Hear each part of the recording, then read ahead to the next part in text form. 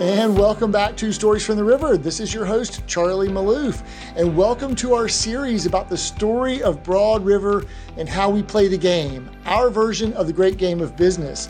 This is from a talk I gave to our general managers and our retail leaders on July 10th at our GM RX meeting this past couple weeks ago. And so if you listen to the first episode, it really was about the early years of building Broad River from 2003 to the end of 2014 when Manny had joined the company. And so now this episode is really about 2015. It was a really big crucible year for us. You know, it started with a bunch of excitement, enthusiasm. We had just acquired the 2 stores in Arden and Asheville, which are in Western North Carolina. We were getting ready to convert our ERP system from Ashley Homes, their version of Profit Systems, onto Storus, a move that we had anticipated for really and worked on for 2 or 3 years. And then we were about to break ground on our brand new world-class corporate campus and training center and distribution center here in Fort Mill, South Carolina, a state-of-the-art custom design building that would be our new all-in-one home, moving across the border from North Carolina to South Carolina. And so we were super excited about all of that. And then all the wheels came off. And nothing really worked well in the first 6 months of 2015. The way I like to kind of describe it is we broke all of our bones, and then it was the best thing that ever happened to us, because when bones break, if they grow back, or sometimes they grow back stronger. And so this is the real true story of Broad River hitting the skids, going through breaking our bones, those gory details, the pain that caused for our guests and for our people, starting then with our Change the News meetings, me taking on a new role from COO to president and CEO, and then really our bold reset, our 100-day challenge, galvanizing the company around the next 100 days mid-year to kind of reset the business and take us for a new challenge to turn the corner. Near miss we had that I don't like to talk about, but the near bankruptcy miss we had, getting thrown into special assets, and then kind of how we were in the foxhole and built it back bigger, stronger, and better. And so that's why I say it was the best thing that ever happened to us, because I don't think that we would have had the courage or have been emboldened to really take some of those moves and those changes had we not kind of really faltered and stumbled. And maybe it was a lot more than faltering. We tumbled. We were tumbling down the hill. However, we turned the corner, and then from the bold reset, we went to the bold sprint and this massive project that we completely crushed, the move to Fort Mill, with building readiness, move readiness, operational readiness, and just really this episode takes us through that whole year 2015 and some of the changes that we had with changing delivery providers and changing the way that we operated up until the story of Dash. And so episode 3, I'll take you through the story of Dash.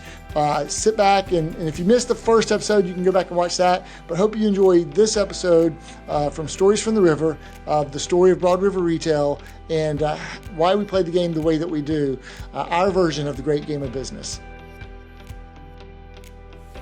Welcome to Stories from the River, a show in which we go behind the scenes at Broad River Retail.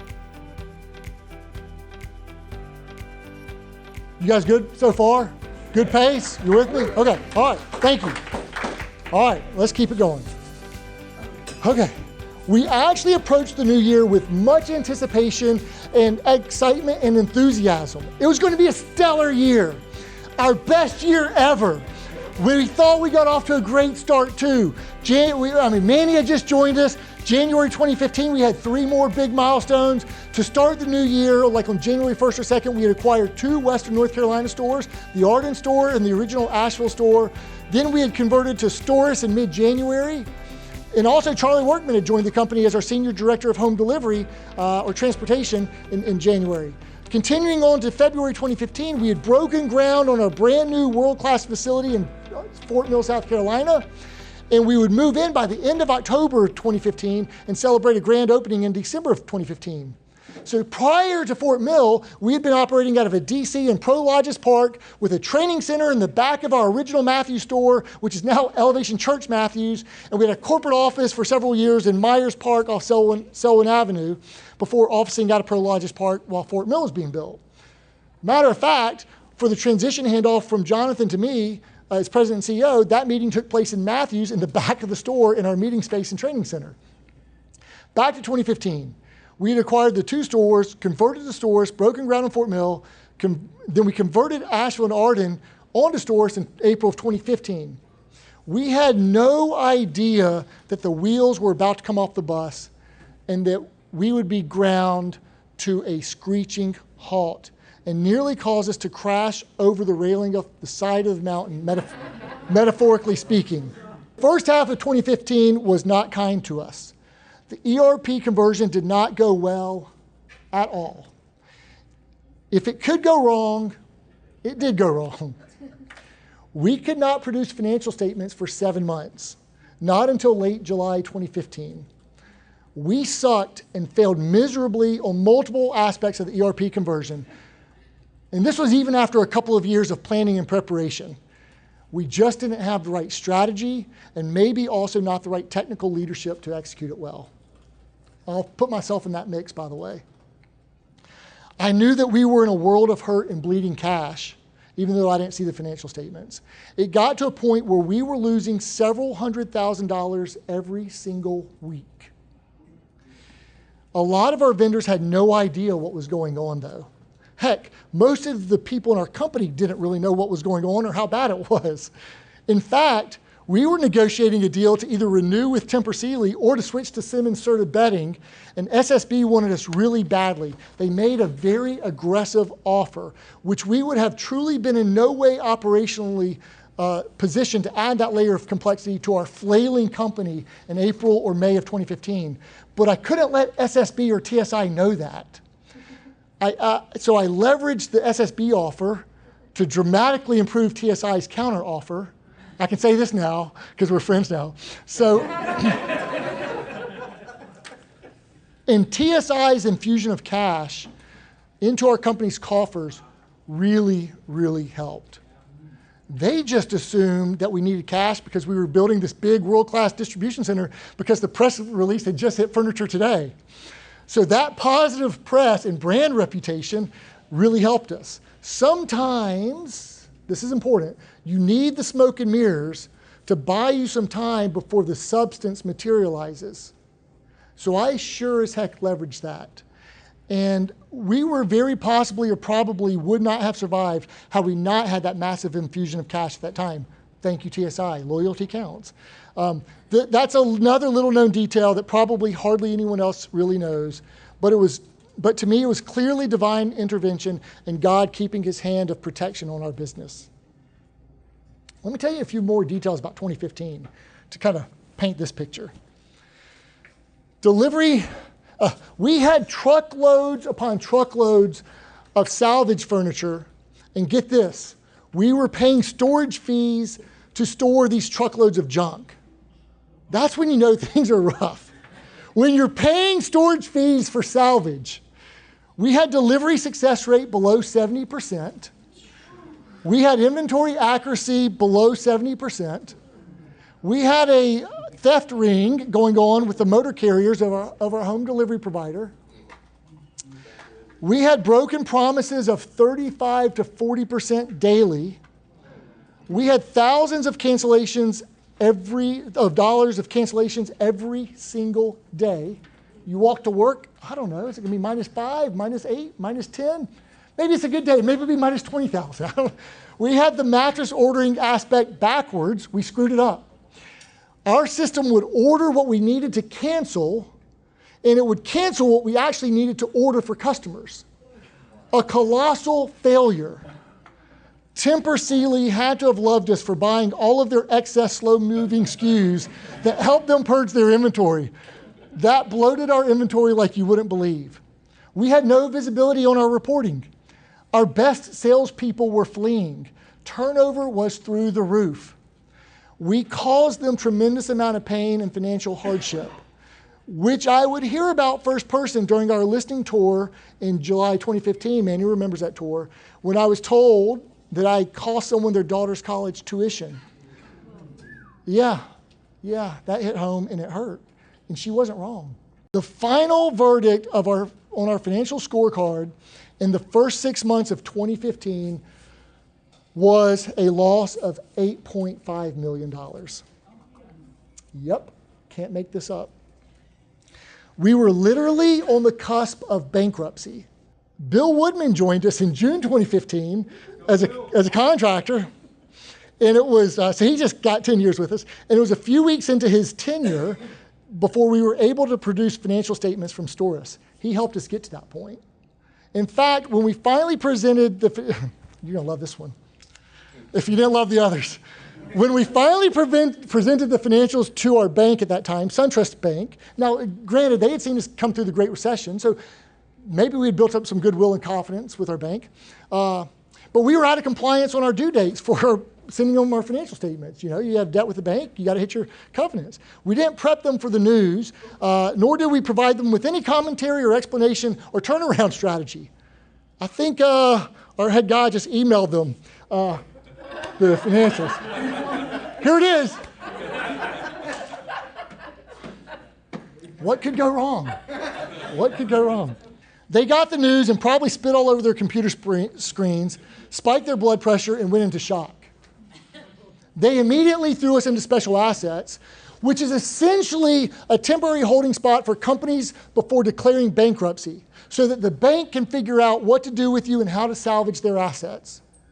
And that led to some very uncomfortable conversations and meetings with a couple of heavy hitters from the special assets department, whose job it was, as far as I could tell, to come to your office, tell you how awful you were, chastise you, make you feel like crap, and verbally humiliate you.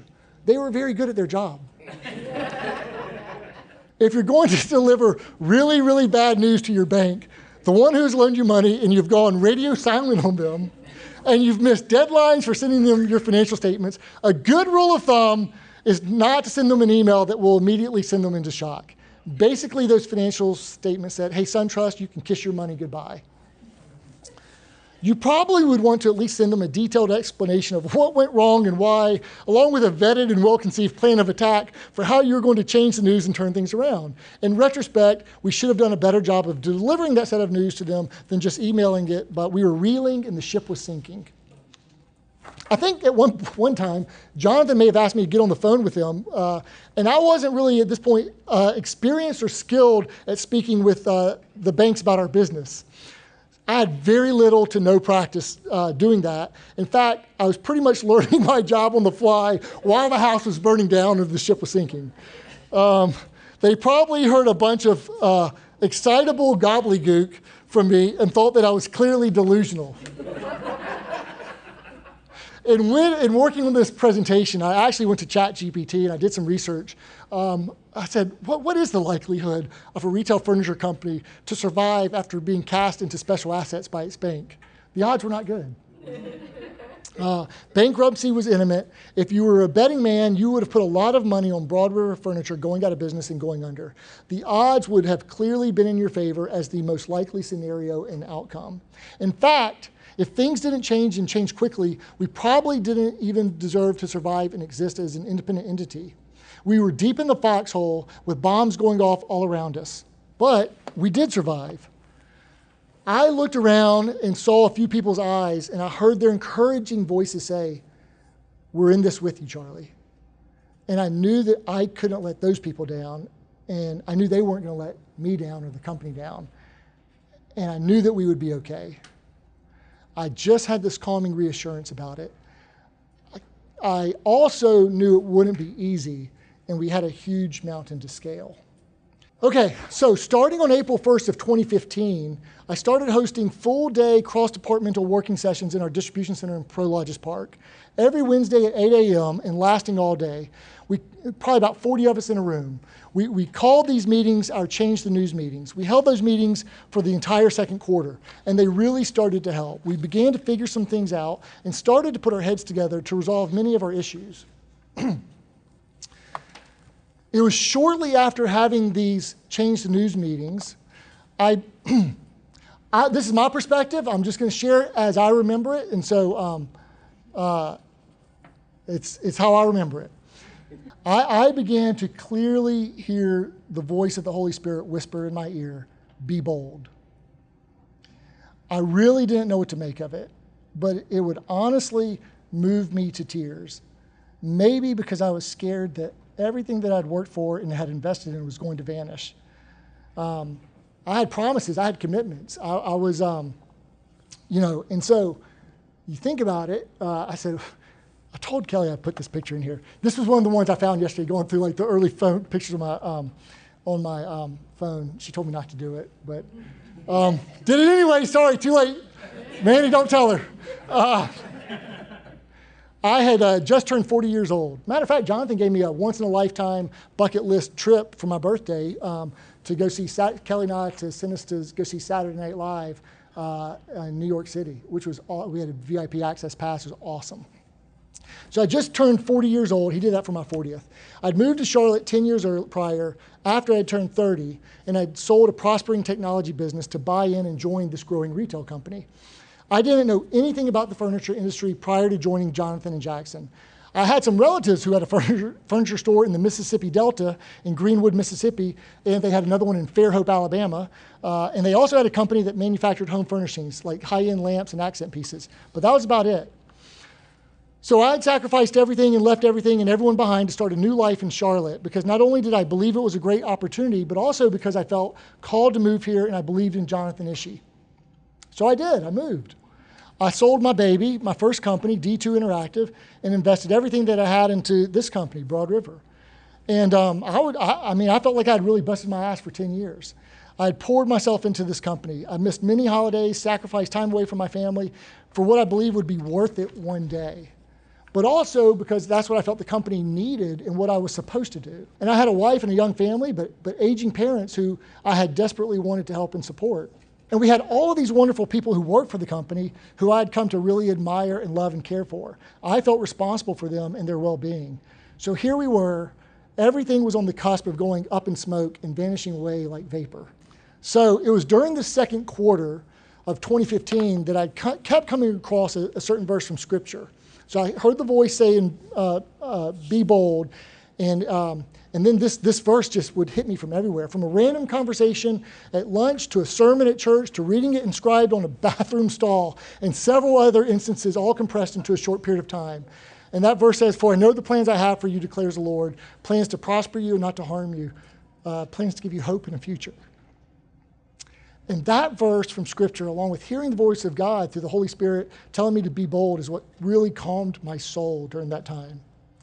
And it also gave me complete conviction to act courageously and to not hold back, to believe in myself and my instincts that had developed through my experience in this company, and to trust in the goodness of others, to draw strength from the faith of those on our team, and to act boldly and decisively, because that is precisely what was needed in that season. So, here we were. 10 years on being the COO and the number two to Jonathan. The company is reeling and fading fast. By how much, we're not exactly sure at that time. And Jonathan asked me to be the president and CEO. And I had a very strong hunch that we were in a world of hurt, and I knew that we were losing a lot of cash every week. I really didn't need the financials to tell me how bad it was. I knew. I also felt like I was probably put in place to be a figurehead leader for a period of time, maybe 6 months, so that Jonathan could work on trying to find a buyer for someone to acquire the company's assets before we went completely bust. And I thought that he probably wanted to position it as he wasn't actively involved, and I was the one running the day-to-day operations who would continue on with the acquiring company. The state of the company at that time, along with my thinking that I probably only had a limited amount of time in the role anyway, and then the notion of a new president and CEO being judged on his or her first 100 days in office, just culminated to light a fire under me and a massive sense of urgency. If we were going to go down, we were going to go down swinging. We were going to live free and unencumbered from notions of, quote, we've always done it that way, or this is how we've always done things around here, or this is what we know works for us, because nothing was working. So I had all these ideas about what I thought we could do. So I just went about trying to put them into action, really either until someone told me to stop or they didn't work. So we tried a lot. It was a massive period of creative reinvention. I gathered a small planning committee of some of our leaders, and we took about a week to plan for a lot of things to shake up. And we rolled all of those into this massive cross-departmental 100-day challenge. Every single department was brought in and had commitments, goals, targets, and they were going to lock in and focus on the 100-day challenge. Most of those on the planning committee didn't know that there was going to be a big announcement with Jonathan handing over the reins to me. They just thought it was going to be a 100-day challenge. And the word bold came from that voice that I had heard telling me to be bold. The funny thing about it is that I think I'd only shared that with a select few people. I know Manny was one of them, but I don't think I had decided on the name The Bold Reset. We had a list of several possible names, and that's what the group decided was most appropriate. We were literally going to reset the business. We embarked to reset our entire business and way of doing business. In fact, we had these staple black and red buttons, and we'd press reset every store and every department. We'd mash that throughout the day to reinforce and remind us what we were doing. During the first 6 months of 2015, the way I like to describe it is to say that post-Doris, we broke all of our bones. We lost millions of dollars. We nearly got thrown into bankruptcy. We dug ourselves a massive hole, nearly got gobbled up by a larger company and went away forever. And that it was the best thing that ever happened to us. It led to a massive reset. In fact, we called it our bold reset. It led to an emboldened, more human-centric, more performance-minded, more transparent, more mutually prosperous way of doing business, and it made all of the difference in the world. The 100-day challenge, the bold reset, had ended by the end of September 2015. The good news is that we had restored profitability. Q3 2015 was a profitable quarter for us, but we still had a massive move ahead of us about a month later, and we needed a little more juice, a little more extra effort and focus to get us through the transition. So we came up with a 1-month encore event that we called the Bold Sprint. It was the Bold Sprint to Fort Mill. That was October of 15. The move itself was iconic. It was a work of art. I think it was flawless and awesome. We thought that it might take several days, but our team got it done in like 24 hours. Everyone contributed, slinging furniture and mattresses and filling up our beautiful brand new DC in Fort Mill. November 2015 was not a profitable month for us, though, primarily because we had double-staffed our operations to prepare for the move and the transition, and we had cut about a week of deliveries in the first week of November as we transitioned. And we didn't really have great controls on our budgeting and scorecards, but you're paying steady bonuses because you don't know how many people are going to leave or go with you. But that was the only unprofitable month that we had in the back half of 2015, and I felt like that one was easy to explain. We eked out a small profit for the back half of the year by being in the black 5 out of the last 6 months. More importantly, we had stopped the bleeding, we had reversed the tide, and all of the lead indicators were moving in the right direction. Let me start by telling you why we changed our calendar. So this one may sound a bit trivial given the big scope of stopping the massive bleeding and rehabilitating, but we went back to the basics and we just started with the foundation. All of these things would be critical and intentional in how we would set up and play the game. We used to run all of our sales goals against a traditional calendar. And you know, what happens when you run a traditional calendar and compare against previous years? You're always running a translation of how many weekends do we have this month versus how many do we have last month? How many Saturdays, how many Sundays? Sometimes you get into situations where it's 5 full weekends versus 4 full weekends, 4.5 weekends versus 4 weekends, vice versa. It was never even and never symmetrical and always invited an explanation, some translation and a conversation. It was always the easiest one-off excuse to explain poor results. Well, we have 5 full weekends last year, or to diminish good results. Well, keep in mind that we only had 4 Saturdays last year, but we had 5 Saturdays this year. Our financials had been based on a traditional monthly calendar too. However, our marketing promotions were Tuesday through Monday, and our delivery schedules were also Tuesday through Monday. So I just strongly felt like we needed to eliminate the noise and get full alignment with every team and department to be in sync, rowing the same direction at the same time. And I thought that we could accomplish that by moving to a fiscal calendar, a non-traditional one at that. Our weeks would begin with Tuesdays and end on Mondays, since that was already the natural cadence and rhythm of our retail week and our delivery week. This change made everything simple and symmetrical. Every quarter would have 13 weeks, and within those quarters, we would have 2 4-week months and 1 5-week month. And we got to choose which would be our 5-week months. We couldn't officially change our financial calendar mid-year, so our financial calendar was officially switched to a fiscal calendar beginning in January 2016. Win the Moneyball months, win the year. As I looked at how a typical year shaped up, it seemed to be pretty consistent year over year. Not every month should be considered equally. Some months mattered more than others. This was the case whether we were looking at revenues, traffic, or just paying attention to the spikes from holidays. So as I considered a fiscal calendar and which ones would be the 5-week months each quarter, we could have easily gone with something like 445, 445, 445, 445. That's how a lot of companies handle their fiscal calendars. I'm pretty sure that's how Ashley Furniture Industries does it, or did it. And of course, that's a manufacturer's mindset, and I understood that. If we'd gone that way, that would have made June and December as 5-week months. But in my head, I kept thinking about how soft June and December traditionally were for us. And I had really wanted to hinge the business on having a retail-first mindset to think like a retail performance company. So we went with 445, 454, 445, 454, March, May, September, November. The 5-week months represented our historically strongest months of each quarter. I was telling this to Bill Woodman, and he was telling me Steve Carey would repeat to himself in the hallways, 445, 445, 454, 445, 455. He couldn't get it straight. I think I threw him off with that, which I thought that was pretty funny. So I had a sense of when the business would spike, where the peaks and valleys would land, when folks would put forth their strongest efforts, when the fish were biting, so to speak, and when the best times to take PTO and some time away would be. So I had this phrase that I began saying, win the Moneyball months and we can win the year. It directed our focus on where to apply our best and most intentional resources.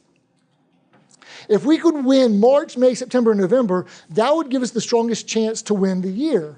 These 20 weeks would always represent a disproportionate share of the volume that we would write each year.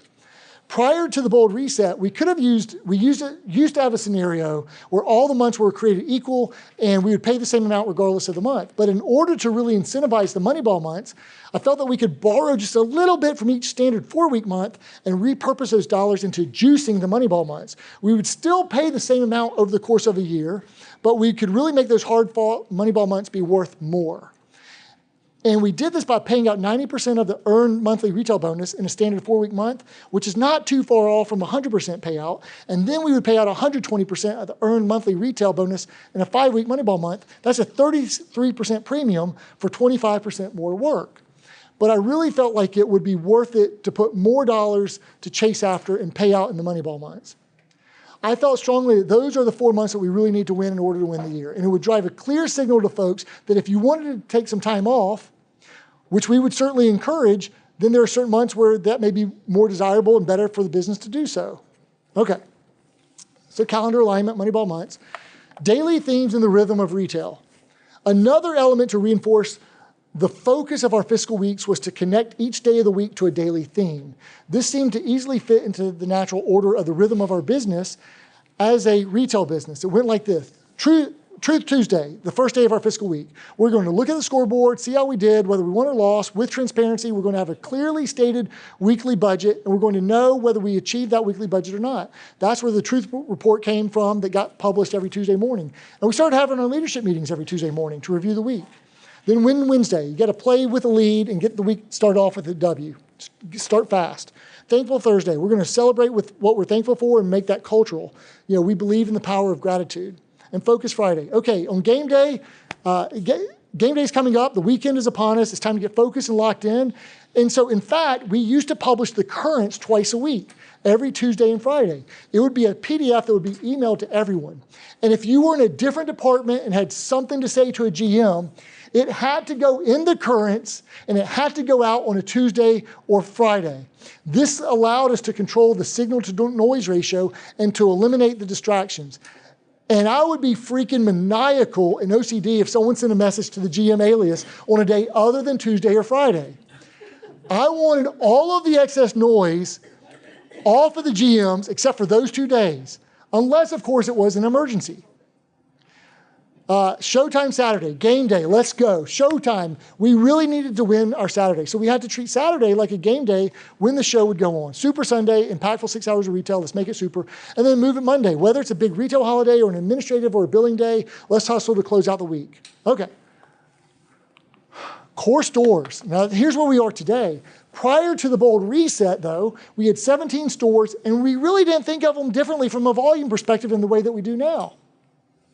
We probably differentiated more so along the lines of their customer demographics, like approval rates for the market or merchandising decisions based on the styles that we thought performed better. But we were in a crisis and we needed some way to establish order out of the chaos. And I really wanted a way to narrow the aperture of our focus because I didn't think that we could focus on all 17 stores at once.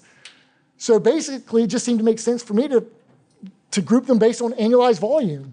And I thought that if we could win in our biggest volume stores first and devote our constrained resources and limit our focus to the biggest stores first, then this would give us our best chance and fastest path to turn the ship.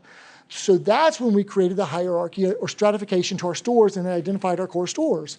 We said we need to deploy our best talent to our core stores and make sure we win in our core stores first. We identified 7 core stores at that time. That led into this thinking of bronze, silver, gold, platinum for store designations. It would also give us an opportunity to move up the ranks, to give you an opportunity to move up the ranks as a GM and be promoted, much like the model we have today. And then we had to go have some uncomfortable conversations. We had someone who was a rookie in a core store. We said, hey, it's not your fault. You're doing okay, but we need to move you to a non-core store. We made some of those. We had to be more intentional about where we decked our focus. You remember those meetings? I don't know if they were right or not, but we wanted some order to the chaos. Other aspects of the bold reset, there were other foundational shifts in the business in the latter part of 2015 worth noting. We switched from human resources to human capital at that time, which was really just a mindset shift and to establish career paths for every area of the business, even the non-traditional areas. Manny had experience doing this in his previous career, and so we wanted to challenge ourselves to have career paths for everyone. And then we built and set up and moved into Fort Mill. It was a massive undertaking. That project had 3 major aspects to it: building readiness, move readiness, and operational readiness. Consolidating our operations into one home once and for all, changing our furniture protection plan provider at that time from Montage to GBS, switching to a new delivery provider from the only one we had ever really used to UST, had ever used with UST to XPO Last Mile at that time, and changing our delivery prices, rebranding delivery as Dash, paying commissions on Dash, and at that time, paying bonuses on Dash. Okay, that was a lot. That was really 2015 through when kind of the way the year started. When we broke all of our bones, the wheels came off the bus, so to speak. We were falling off the mountain, whatever metaphor you want to use. And then kind of how we reset the business. And a lot of things were changing: creative reinvention, creative destruction, and really a period of like, hey, we're at the base of the mountain. Let's build this thing back better. Let's don't give up on Broad River. And so that was what really 2015 was like. And then we had to get ready to move to Fort Mill. And so this last episode just ended with our move to Fort Mill. And I was really getting ready to tell the story of Dash. And so we're going to pick that up in the next episode. Come back next week and join us for the story of Dash and more about the story of Broad River, how we built Broad River, modern day Broad River, and the way we play the game, our version of the great game of business. Thanks so much for joining us wherever you get your fresh podcast content, whether you're on YouTube, you're watching it, or Apple or Spotify. We'll see you next time. Thanks so much. Thanks for listening to Stories from the River. To check out more episodes, visit storiesfromtheriver.com. To watch this episode, go to youtube.com/@storiesfromtheriver. Join us again next week, and remember to like, rate, and subscribe to the podcast.